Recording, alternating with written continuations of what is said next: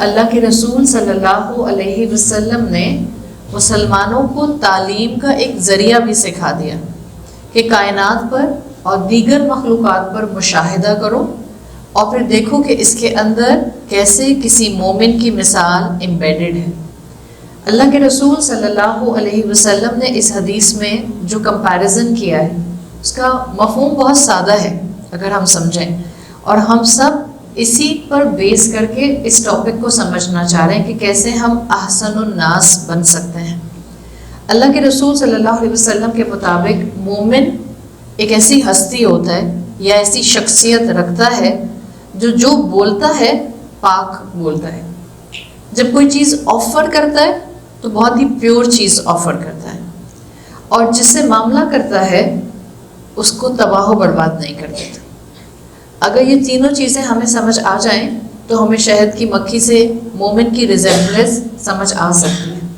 آپ نے دو طرح کی مکھیاں دیکھی ہیں اپنی زندگی میں، ایک ہوتی ہے شہد کی مکھی اور ایک وہ مکھی ہوتی ہے جو آپ کے گھر میں آتی ہے جس کو ہاؤس فلائی کہتے ہیں۔ یہ جو شہد کی مکھی ہوتی ہے اس کی مثال اللہ کے رسول صلی اللہ علیہ وسلم نے مومن کے ساتھ دی ہے کہ مومن شہد کی مکھی کی طرح ہوتا ہے۔ کیوں؟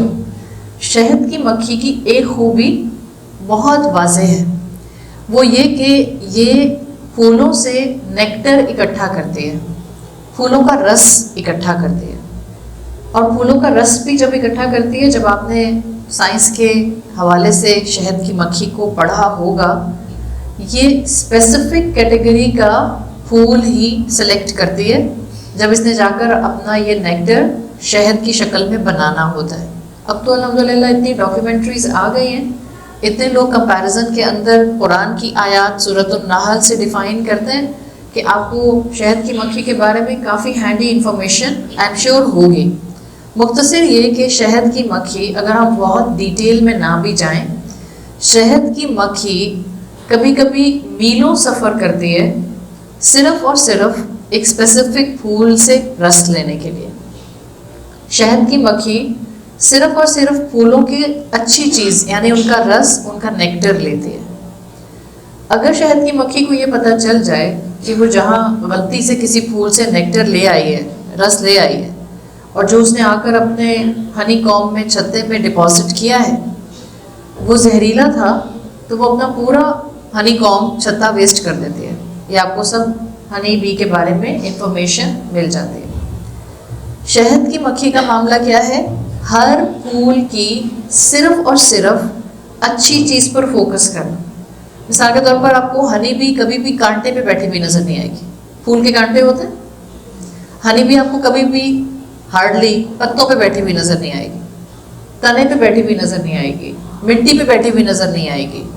آپ کو جو روٹس اس کی کبھی کبھی پودوں کی باہر آ رہی ہوتی ہیں زمین سے، اس پہ بیٹھی ہوئی بھی نظر نہیں آئے گی۔ اگر آپ کو ہنی بی ملے گی وہ گھومتی رہے گی اور بیٹھے گی، لینڈ کرے گی صرف اس پیٹل کے اوپر جہاں سے وہ رس چوس سکتی ہے۔ اس کا سارا فوکس ایک اچھا رس، ایک اچھا نیکٹر لینے پر ہوتا ہے، چاہے اس کے لیے اس کو کئی میل سفر کرنا پڑے۔ اللہ کے رسول صلی اللہ علیہ وسلم آپ کو اور مجھے اس مثال سے یہ بتانا چاہ رہے ہیں ہمیں بھی یہ مائنڈ سیٹ اڈاپٹ کرنا ہے۔ سمپل مائنڈ سیٹ، لوگوں کی، انسانوں کی اچھائیوں پر فوکس کرنا شروع کرنا۔ آسان کام ہے یا مشکل کام ہے؟ نہایت مشکل کام ہے۔ آسان کام کیا ہے؟ لوگوں کی برائیوں پر فوکس کرنا، اس لیے کہ برائیاں پرومیننٹ ہو جاتی ہیں تو بہت آسانی سے نظر آتی ہیں۔ رسول اللہ صلی اللہ علیہ وسلم کی اس حدیث کے مطابق دو کام ہمیں کرنے چاہیے۔ سمپل کیا؟ ایک، لوگوں کی اچھائیوں پر فوکس کریں، دو، ان کی برائیوں کو عقل مندی اور اللہ سے دعا مانگ کر ڈیل کریں۔ اگنور کرنے کی بات نہیں ہے، اس کو سمجھیں۔ جو شہد کی مکھی ہوتی ہے اس کو معلوم ہوتا ہے کہ ایک پودے کے اندر کانٹے بھی ہو سکتے ہیں، تو وہ ڈیل کرتی ہے اس سچویشن کو اور کانٹوں پر جا کر نہیں بیٹھتی ہے۔ یہی چیز اللہ کے رسول صلی اللہ علیہ وسلم سکھانا چاہ رہے ہیں۔ لوگوں کی اچھائیوں پر، ان کی پازیٹیوٹی پر، ان کی خوبیوں پر بار بار کوشش کر کے اپنی نگاہ لے کر جائیے، اور ان کی برائیوں کو حکمت کے ساتھ رب سے مدد مانگ کر ڈیل کرنا سیکھیں. اگر یہ کوالٹی آپ میں آ جائے گی انشاءاللہ آپ کے اندر ہنی بی والی اچھی پارٹ کی کوالٹیز ڈیولپ ہونا شروع ہو جائیں. یہ تو شہد کی مکھی ہے. اس کے مقابلے میں جو ہاؤس فلائی ہوتی ہے جس کو آپ عام مکھی کہتے ہیں وہ کہاں بیٹھتی ہے؟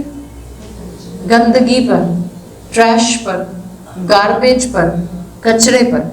آپ کتنے پھول رکھ دیں، کبھی غور کیجیے گا، جس کو ہاؤس فلائی کہتے ہیں. آپ کتنے بھی آس پاس پھول رکھتے ہیں، ہاؤس فلائی پھولوں پر نہیں بیٹھے گی، پھولوں کے بھی اس حصے پہ بیٹھے گی جو گل سڑ رہا ہوگا. آپ کا پورا جسم ہوگا، اگر آپ کی سکن کا بہت سا حصہ ایکسپوزڈ لیکن اس میں سے ایک چھوٹا سا زخم ہے، وہ ہاؤس فلائی کہاں کے بیٹھتی ہے؟ اسی زخم کے اوپر. آپ کے کچن میں، کچن بڑا سا ہے آپ کا، لیکن آپ کے کچن میں جہاں پر کچرا ہے وہ ہاؤس فلائی کہاں جا کر بیٹھتی ہے؟ اسی کچرے کے اوپر.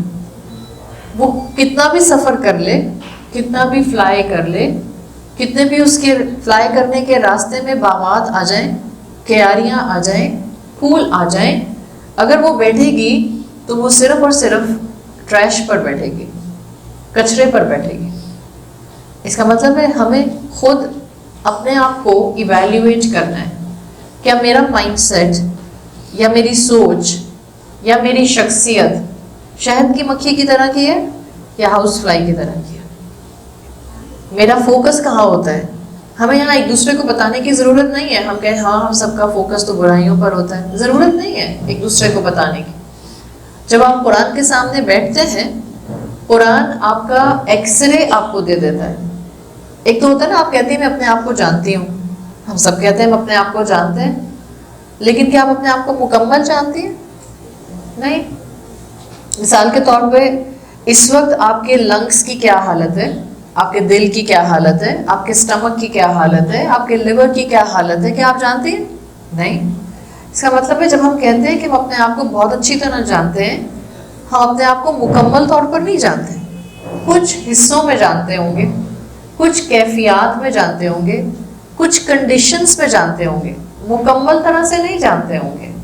اس کا مطلب یہی ہے کہ جب آپ قرآن کے سامنے آ کر بیٹھتی ہیں، قرآن آپ کے سامنے آپ کی شخصیت کا ہر اینگل سے ایکس رے رکھ دیتا ہے. جب قرآن کی محفل میں آ کر بیٹھتی ہیں آپ کو اندازہ ہونے لگ جاتا ہے آپ میں کیا برائیاں ہیں، اگر آپ میں ایمان صحیح ڈائریکشن میں راسخ ہو رہا ہے. ورنہ بہت سے ایسے لوگ ہوتے ہیں جو قرآن کے سامنے آ کر بیٹھتے ہیں، برائیوں کا جانتے ہیں، منافقت کا جانتے ہیں، لیکن ان کا فوکس اپنی ذات کی بجائے آس پاس کے لوگوں پر چلا جاتا ہے. جس میں ایمان دلوں میں اترا ہوا ہوتا ہے، راسخ ہوتا ہے، وہ قرآن کے سامنے اپنا آئینہ دیکھتا ہے، اپنا ایکس رے دیکھتا ہے، اپنی خرابیاں دیکھتا ہے. یہ مائنڈ سیٹ رسول اللہ صلی اللہ علیہ وسلم ہم میں ڈیولپ کرنا چاہ رہے ہیں. آپ اپنی ذہنیت پر کام کریں. قرآن کے کورسز کرنا اب یا قرآن کی کلاسز اٹینڈ کرنا اب بہت آسان ہو گیا ہے آج سے 25 سال 30 سال پہلے کے مقابلے میں. علم پھیل رہا ہے، اور علم کا پھیلنا ہی صرف نہیں، علم پھیلانے کے ریسورسز بھی پھیل رہے ہیں. کوئی کسی علاقے میں ایک استاد نہیں ہوتا، کئی استاد موجود ہوتے ہیں، کئی ٹیچرز موجود ہوتے ہیں. اس کا مطلب ہے علم کی کمی نہیں ہے. کمی کس چیز کی ہے؟ اس علم کو شخصیت کا حصہ بنانے کی، اس علم کے مطابق زندگی گزارنے کی، اس علم کو اپنے دل اور اپنے جوارے میں ایبزارب کرنے کی. آپ بے شک مہینے میں ایک کلاس اٹینڈ کریں، لیکن وہ ایک کلاس آپ کی طبیعت کے اندر، آپ کی شخصیت کے اندر پازیٹیوٹی لے آئے، شکر گزاری لے آئے، عبادت کرنے کی توفیق لے آئے، آپ سے نرمی سے بات کرنے والا اینگل آپ کے ساتھ لا کر اٹیچ کر دے. مبارک ہے وہ ایک کلاس.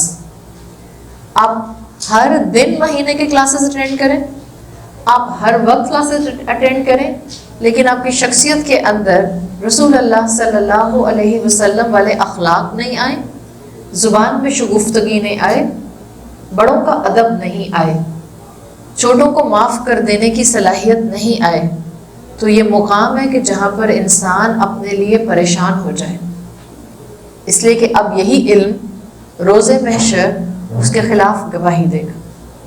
اتنا علم حاصل کیا، عمل کیوں نہیں کیا؟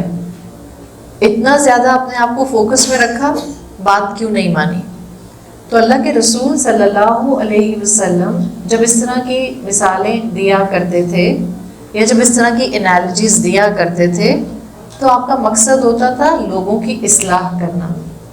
اور اصلاح کرنے والے کے لیے سب سے پہلے ضروری ہوتا ہے کہ وہ اپنی اصلاح کر لے، اس لیے کہ جو بتا رہا ہے اس کے کندھوں پر بڑی ذمہ داری ہوتی ہے. جو علم دینے والے ہوتے ہیں اگر وہ واقعتاً اس علم کے مطابق زندگی گزارنے والے ہوتے ہیں، ان کی راتوں کی نیند اڑ جاتی ہے، اس لیے کہ ان کو اپنی برائیاں، ان کی اپنی خامیاں بہت ہائی لائٹڈ فارم میں نظر آتی ہیں. اللہ کے رسول صلی اللہ علیہ وسلم کی آپ خوبی دیکھیں گی کہ جو مثال آپ نے باقی لوگوں کو پریزنٹ کی وہ کیفیت آپ میں بہترین طریقے سے موجود تھی. آپ لوگوں کی صرف اور صرف خوبیوں پر نظر رکھا کرتے تھے. ابھی میں نے آپ کو کہا کہ اللہ کے رسول کے الفاظ ہیں کہ شہد کی مکھی کی خوبی یہ ہے کہ وہ کھاتی ہے تو پاک، جب کچھ آفر کرتی ہے تو پاک، جہاں لینڈ کرتی ہے تو اس کو تباہ نہیں کرتی. مومن کا معاملہ کیا ہوگا؟ بات کرتا ہے تو پاکیزہ بات کرتا ہے، دل بڑھانے والی بات کرتا ہے، دل کو کسی کے سنبھالنے والی بات کرتا ہے. جب کسی کے ساتھ کوئی چیز آفر کرتا ہے، کیسے آفر کرتی ہیں آپ کسی کو کوئی چیز؟ مثال کے طور پر آپ نے کسی کو اپنے گھر بلایا، آپ نے کسی کو ٹیکسٹ میسج کیا، آپ نے کسی کو کال کی، آپ نے کسی انسان سے بیٹھ کر گفتگو کی. اب یہ جو کراس ڈائلاگز ہو رہے ہیں، you are offering something, آپ اس انسان کو کچھ آفر کر رہے ہیں. یہ سارے معاملات آپ کے پاکیزہ ہوتے ہیں. آپ اللہ کے رسول صلی اللہ علیہ وسلم پر نظر ڈالیے. رسول اللہ صلی اللہ علیہ وسلم ہمیشہ نرم زبان سے بات کیا کرتے تھے. صحابہ کہتے ہیں ہم نے رسول اللہ سے زیادہ مدینہ میں کسی کو مسکرانے والا نہیں دیکھا. آپ صلی اللہ علیہ وسلم نہ صرف خود بہترین طریقے سے لوگوں کی خوبیوں پر نظر رکھتے تھے، بلکہ آپ نے جو امت تیار کی تھی، آپ کے امیجیٹ فالوورز صحابہ کرام رضی اللہ عنہم اجمعین، آپ صلی اللہ علیہ وسلم نے ان میں یہ کوالٹی انگرینڈ کر دی تھی. لوگوں کو اچھائیاں کرتے ہوئے دیکھ لینا، لوگوں کی اچھائیوں پر فوکس کرنا اور لوگوں کی برائیوں کو حکمت کے ساتھ ڈیل کرنا. یہ صحابہ کرام نے بھی بہترین طریقے سے رسول اللہ صلی اللہ علیہ وسلم نے ڈال دیا تھا. کیا ہم اپنی اولادوں کو ایسے ٹرین کرتے ہیں کہ ہماری اولادیں دوسروں کی کوالٹیز پر نظر رکھیں؟ انفارچونیٹلی بدقسمتی سے نہیں. اور عورتیں خاص طور پر اس معاملے میں اپنی اولادوں کو زیادہ تباہ کرتے ہیں، اس لیے کہ مردوں کا دماغ اس طرح نہیں چلتا ہے. ہوم پالیٹکس عورتوں کا ڈپارٹمنٹ، مردوں کا نہیں ہے. مرد 2+2 کرنا جانتے ہیں موسٹ آف دا ٹائم. جو ایک پرنسپل ہے آپ کے سامنے، ہیومن سائیک کی میل پرنسپل، مرد کو 2+2 کرنا آتا ہے. عورت کہتی ہے 2+2 -2 × 2 ÷ 2. عورت کا دماغ ایسے چلتا ہے. اب یہ آپ کی خوبی ہے یا آپ کی خامی ہے؟ یہ بتائیں. پہلے یہ بتائیں خوبی ہے یا خامی ہے؟ خوبی بھی ہے، خامی بھی ہے. اچھا، خامی کیسے؟ جب ہم نے اس کو ایک دوسرے کو نیچا دکھانے کے لیے استعمال کیا، جب ہم نے اس کو ہوم پالیٹکس کے طور پر استعمال کیا، جب آپ نے اس کو چینلائز کر لیا اور آپ کی خوبی ایسے بن گئی کہ اب آپ کے پاس الحمدللہ ملٹی ٹاسکنگ کرنے والا دماغ ہے. بائی دا وے یہ بتا دوں آپ کو، میجورٹی لوگ اب جیسے جیسے دنیا آگے بڑھ رہی ہے علم کے ساتھ ساتھ، تو لوگ کہتے ہیں جی ملٹی ٹاسکنگ کریں. سنا ہے نا آپ نے؟ سنا ہوگا آپ نے بھی. اکثر لوگ آتے ہیں وہ آپ کو کہتے ہیں جی ملٹی ٹاسکنگ کریں. ملٹی ٹاسکنگ کا مطلب کیا ہے کہ آپ کا ایک ہاتھ بچے کا کھانا بنانے میں ہے، دوسرے ہاتھ سے آپ نے بچہ پکڑا ہوا ہے، پاؤں سے آپ نے بلی پکڑی ہوئی ہے، آنکھیں آپ کی فون کے اوپر ہیں، کان آپ کے کچھ سننے میں لگے ہوئے ہیں. دس از کالڈ ملٹی ٹاسکنگ. یہی ہے ملٹی ٹاسکنگ. گھر میں عورت جو موجود ہے لٹرلی اس کی یہی حالت ہوتی ہے ایک کام میں ایک ہاتھ ہے، دوسرا ہاتھ دوسرے کام میں ہے، دماغ کہیں اور ہے، آنکھیں کہیں اور ہیں، کان کہیں اور ہیں، اور سب کچھ کے باوجود آپ کوشش کریں کہ آپ سب کچھ سنبھال لیں۔ میں ایک بات آپ کو بتا دوں، اگر آپ دنیا کی کتابیں پڑھیں گے تو آپ کو پتہ چلے گا پوری دنیا میں 2% لوگ صرف ہوتے ہیں جو ملٹی ٹاسکنگ کر سکتے ہیں، 2%، باقی سارے 98% کدھر چلے گئے؟ اب ہم میں سے ہر انسان سمجھتا ہے ان 2% میں بھی موجود ہوں، میجورٹی انسان اس 2% میں نہیں ہے، صرف 2% انسان ہے جو ملٹی ٹاسکنگ کر سکتا ہے، rest of the 98% they are design for mono tasking. جب آپ نماز پڑھیں آپ ملٹی ٹاسکنگ کریں گے؟ بتائیں، نہیں۔ جب آپ قرآن پڑھیں آپ کو ملٹی ٹاسکنگ کرنی ہے؟ آپ اپنے شوہر سے بات کریں آپ کو ملٹی ٹاسکنگ کرنی ہے؟ بیٹھی بھی آپ شوہر سے بات کریں ساتھ ساتھ فرینڈ کو میسیجز کے جواب بھی دے رہے ہیں۔ دس از پیتھیٹک۔ آپ کی توجہ آپ کے شوہر کی طرف نہیں جائے گی۔ کیا سکھایا اللہ کے رسول صلی اللہ علیہ وسلم نے؟ جب کسی سے بات کرتے تھے پورا اپنا پہلو اس کی طرف کر لیتے تھے، آئی کانٹیکٹ سے بات کرتے تھے، کئی دفعہ اس کا نام لیتے تھے تاکہ اس کو اپنائیت محسوس ہو۔ یہ سب ملٹی ٹاسکنگ ہے یا مونو ٹاسکنگ؟ مونو ٹاسکنگ ہے۔ آپ کھانا پکا رہی ہیں اور آپ کہتی ہیں کہ ملٹی ٹاسکنگ، ساتھ ساتھ پوچھا بھی لگا لیتی ہوں۔ ایک ہاتھ جاتا ہے چمچ چلانے میں، دوسرے ہاتھ کو تھوڑی دیر کے بعد آپ پوچھا لگانے میں استعمال کرتی ہیں۔ It is wise to do اور ناٹ؟ نہیں ہے نا، غلط کام ہے۔